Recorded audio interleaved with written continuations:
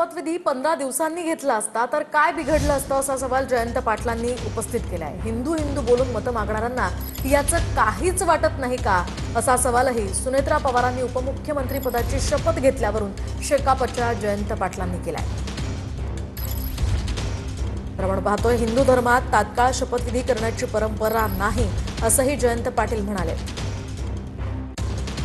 मला हे खटकलं नाही का? ज्या दिवशी जळते त्या दिवशी बाई जळीत झाल्यानंतर घराच्या बाहेर पडते आणि शपथविधी घेते। हे कोण हिंदू धर्मामध्ये आहे काय?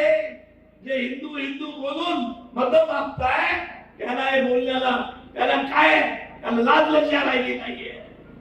15 दिवसांनी झाला असतं तर काय बिघडते शपथविधी? त्या मुख्यमंत्री नव्हत्या का पंतप्रधान नव्हत्या वारलेल्या व्यक्ती? या सगळ्या गोष्टीचं लोकांना सांगितलं पाहिजे। सोयीच्या प्रमाणे हिंदू नाहीतर